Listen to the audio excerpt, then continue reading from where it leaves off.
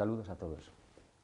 Quiero grabar unas palabras para todos los que me escuchéis desde España y desde otros lugares.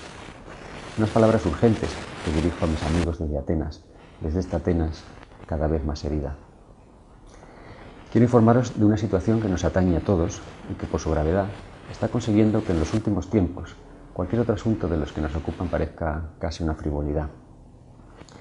También quiero pediros algo importante, pero voy a dejarlo para el final, porque confío en que no os importará esperar unos 5 minutos.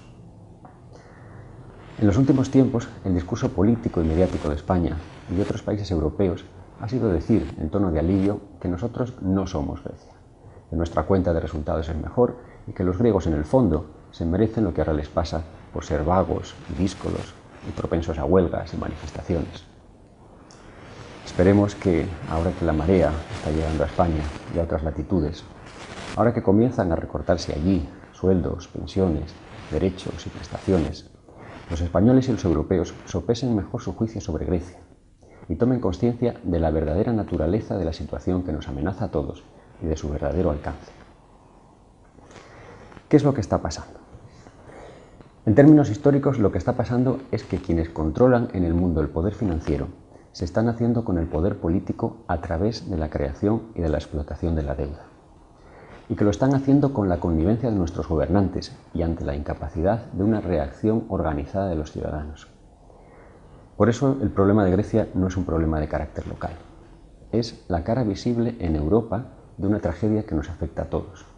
El progresivo desmantelamiento del Estado y de la democracia por parte de los agentes de la globalización económica. Lo que está pasando es muy grave, porque cuando las fuerzas económicas y financieras hayan conquistado por completo el poder político, desaparecerá la política como ejercicio de soberanía. La democracia será solo una grotesca quimera, y gobierne quien gobierne, seremos todos esclavos de un puñado de magnates del dinero. Resistir como ciudadanos frente a este proceso es el sentido profundo de todas las movilizaciones que desde hace año y medio aproximadamente ocupan día a día a gran parte de los griegos. El pueblo griego está dispuesto a hacer sacrificios, y muchos, pero poco a poco se está dando cuenta de que todos los sacrificios que se le exigen y se le imponen no van encaminados a acabar con un sistema perverso, sino a alimentarlo y a perpetuarlo. ¿Por qué? Porque el plan de rescate organizado por el núcleo duro de la Unión Europea y el Fondo Monetario Internacional, que se nos impone como única y desesperada solución ante una bancarrota segura, es un plan diseñado para salvaguardar el beneficio de los especuladores, para minimizar sus riesgos y para abrirles el camino a apropiarse de la riqueza nacional. No es en absoluto un plan para aliviar la situación del país, ni para generar desarrollo, ni para redistribuir más justamente la riqueza de todos. Muy al contrario, es un plan para que injustamente la riqueza de todos siga fluyendo cada vez hacia menos manos. Vamos a ser claros. Lo que se nos presenta como crisis es en realidad un ataque económico organizado, y lo que se nos presenta como deuda es un producto cuidadosamente diseñado como arma de sometimiento que da continuidad al colonialismo y perpetúa la misma violencia. 1 de cada 5 dólares de la deuda mundial se lo debemos al Fondo Monetario Internacional y al Banco Mundial. Para quien tenga nociones de historia contemporánea, son de sobra conocidas las prácticas de estas instituciones en los países donde han operado hasta el momento. Y si no, que se lo pregunten a América Latina, al África subsahariana, al Magreb, a los países del sureste asiático o a todos los del llamado Tercer Mundo, que durante las últimas décadas viven desangrados por un proceso creciente de acumulación de deuda, mientras pagan por ello al Primer Mundo 7 veces más de lo que reciben en concepto de ayuda al desarrollo.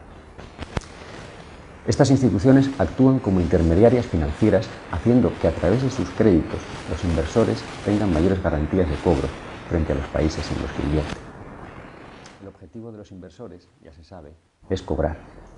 Pero como inversores privados no tienen ninguna garantía de que los países en los que invierten produzcan los esperados beneficios y el cobro llegue a hacerse efectivo. Están sujetos al riesgo de la apuesta y su derecho al cobro se limita tan solo a una parte de los beneficios y nunca, claro está, a una parte del patrimonio del país en el que invierte. Así pues, para cobrar con garantías, su objetivo es introducir en el país un agente de cobro capaz de transformar la especulación privada en deuda pública. Y esto es lo que hace desde su fundación el Fondo Monetario Internacional. Para conseguir esto hay que conseguir la connivencia de determinados políticos, y esto es lo que han conseguido en Grecia. Ahora, gracias al efecto conversor del Fondo Monetario Internacional, Grecia ya no le debe dinero a los especuladores privados directamente, sino a otros estados, lo que hace el impago más complicado. Y ahora hay que responder a esta dudosa deuda con el sudor de los contribuyentes y, lo que es más atractivo para los inversores, con la riqueza nacional, que el propio gobierno se ha encargado de comprometer como aval, más allá de lo inalienable en el texto de los protocolos que hace poco acaba de firmar. Vamos a ver, ¿es Grecia el país más endeudado de Europa o del mundo, como quieren hacernos creer desde hace tiempo? Por supuesto que no. En deuda externa en millones de dólares ocupa el puesto 18. En deuda externa con relación al Producto Interior Bruto ocupa el puesto 9. Y en deuda per cápita ocupa el puesto 15, muy por detrás de Francia, Alemania, Inglaterra o Suiza, e incluso a bastante distancia de España. Tampoco ocupa el primer puesto en cuanto a endeudamiento privado, ni en cuanto a gasto público, ni siquiera en cuanto a número de funcionarios. Eso sí, es el país de Europa con más alto índice de precios al consumo en artículos de primera necesidad. Y la mayoría de los griegos llevan mucho tiempo teniendo que recurrir a la familia, al pluriempleo y al trabajo precario para poder llegar a fin de mes. ¿Qué es entonces esa deuda? Esa deuda, en nombre de la cual Grecia está siendo obligada a contratar el mayor préstamo de la historia de la humanidad, es en un 90% bonos del Estado. Y los bonos del Estado no son exactamente deuda, son mecanismos de inversión, libremente negociables en el mercado de valores, es decir, apuestas con dinero en las que se puede ganar o perder, y en esto hay una gran diferencia. Actualmente el capital que se mueve en el mercado de préstamos a nivel mundial es de 1.000 billones de dólares, 1.000 billones de dólares, mientras que la producción anual del planeta es solo de 57. Esta abismal diferencia es lo que explica, es la causa del endeudamiento del mundo. La causa no radica en el déficit real, sino en la necesidad que apenas 1.600 inversores tienen de explotar ese capital. En las últimas décadas, económicamente hablando, hemos construido un mundo que no solo es injusto, sino absurdo. Y sin embargo, parece que hay que hacer todo lo posible para que no se venga abajo. Así, sin ir más lejos, hace apenas 2 años, Grecia rescató a los bancos con 70.000 millones de euros de los contribuyentes, dicen que para evitar desastres mayores.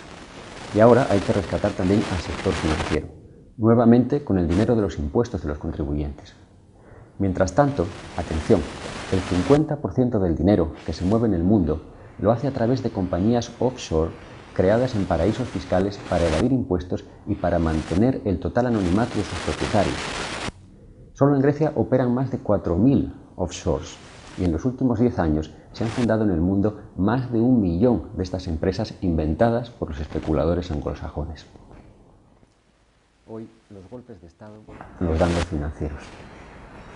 Al pueblo griego, siguiendo los dictados de la Comisión Europea, del Banco Central Europeo y del Fondo Monetario Internacional, se le suben los impuestos, se le recortan los sueldos, se le expulsa del trabajo, se le arrebatan conquistas sociales y sanitarias, se le impone la privatización de sus empresas estatales, se le obliga a poner en manos de inversores extranjeros la riqueza nacional de su país, se le fuerza a comprar armamento a sus acreedores y se le pide encima que pague tasas solidarias.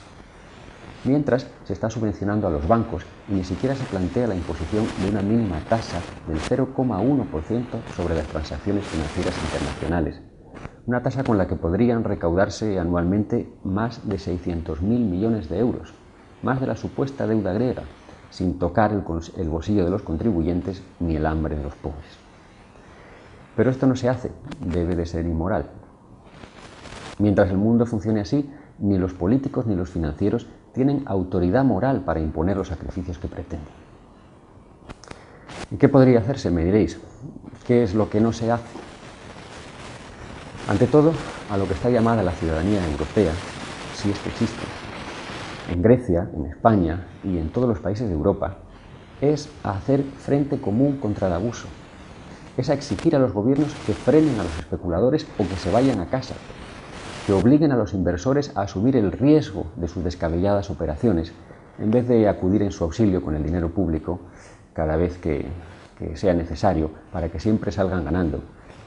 Hay que pedirles que gobiernen, en definitiva, para el pueblo que les confía el poder y no para sus propios intereses. En el caso de Grecia, la ciudadanía europea debe apoyarla a negarse al reconocimiento de esa deuda. Cualquier plan de renegociación de la deuda será para terminar en quiebra y sometidos a las condiciones de los prestamistas. Todos, no solo Grecia. El camino del endeudamiento es un pozo sin fondo, como ya ha demostrado repetidamente la historia. Así pues, hay que exigir que cambie la práctica política actual. Hay que detener de inmediato el pago de la deuda. Hay que esclarecer el origen y la naturaleza de esa deuda, ver si hay culpables de delito entre los responsables del endeudamiento y determinar con precisión qué parte de esa abultada cantidad no es sino una deuda odiosa, contraída contra los intereses de la población de un país con el completo conocimiento del acreedor, de acuerdo como se definió, como Estados Unidos definió este concepto, lo acuñó en su propio beneficio tras la guerra con España por la independencia de Cuba. Y una vez esclarecido todo esto, una vez castigados los culpables, se decidirá entonces con serenidad y justicia por medio de qué préstamos, de qué ventas o de qué nuevas medidas habrá que hacer frente a la deuda legítima. El déficit real del país en la última década es solo un 4% de esa supuesta deuda. Una de esas medidas, por ejemplo, podría ser reclamar contundentemente las indemnizaciones de guerra que Alemania fue condenada a pagar a Grecia tras el final de la Segunda Guerra Mundial y que, pese a la ocupación militar, a las deportaciones masivas a los campos de exterminio y a los más de 1 millón de muertos, aún no han sido satisfechas. Otras medidas más económicas y menos históricas serían, para empezar, prohibir la operación de empresas offshore en suelo griego, bloqueando sus bienes y obligando a sus accionistas anónimos a identificarse y a tributar para poder desbloquear su propiedad. Es probable que la mayoría de ellos no se atrevieran siquiera a dar la cara. También habría que exigir a los bancos que devolvieran sus rescates. Habría que imponer tasas sobre las transacciones financieras internacionales, tasas justas sobre los vergonzosos depósitos en Suiza y en otros paraísos fiscales. Toda una serie de medidas tributarias para evitar el verdadero fraude, que es el que se produce a través de la banca, de la bolsa y de las offshore. Y junto a todo esto, habría que replantear la propia relación con la Unión Europea y con una moneda, el euro, que está diseñada con criterios neoliberales para la conveniencia prioritaria de Alemania y de algunos otros socios. Si no reconocemos la deuda, nos echarán de los mercados por un tiempo, nos boicotearán en lo posible, pero también nos ahorraremos el dinero de la especulación con los bonos y salvaremos gran parte de la riqueza nacional que se está yendo hacia los grandes grupos de inversores. Solo los intereses de los bonos para el año en curso son de 16.000 millones, lo mismo que se dedica en Grecia a educación y sanidad. Si no reconocemos la deuda, en vez de alimentar la especulación, podremos hacer frente al déficit, podremos respaldar la economía real del país, aliviar la presión sobre los ciudadanos, revitalizar el comercio y fomentar el ahorro. Y sobre todo, nuestros sacrificios, que serán muchos, sí serán entonces para echar abajo un sistema injusto y para construir otro mejor. Y ahora, llegados al final de estas palabras desde Atenas, es cuando deseo pediros algo importante: que ante los abusos de la globalización económica, ayudéis a globalizar también la resistencia. La sociedad europea está muy dormida y muy acomodada en la gestión política de sus deficientes democracias. Y, sin embargo, necesita con urgencia hacerse progresista en sus convicciones y reaccionar con decisión ante los nuevos golpistas. Combatir con eficacia la injusticia y la ignorancia, en vez de encubrirlas o favorecerlas de acuerdo con oscuros intereses. Y esto debe hacerlo por el bien de todos, porque quienes disfrutamos más que otros de la libertad, del bienestar y de la cultura, tenemos esa deuda moral con el resto de la humanidad. Sí, reconozco que soy antisistema, porque no entiendo cómo, en un mundo en el que 50 empresas acumulan mayor riqueza que 100 países, alguien solidario puede seguir siendo prosistema. Creo que en los tiempos en que vivimos, nuestro sistema necesita más que nunca disidentes, gente dispuesta a pensar alto, a sentir hondo y a hablar claro. Un abrazo muy fuerte desde Grecia.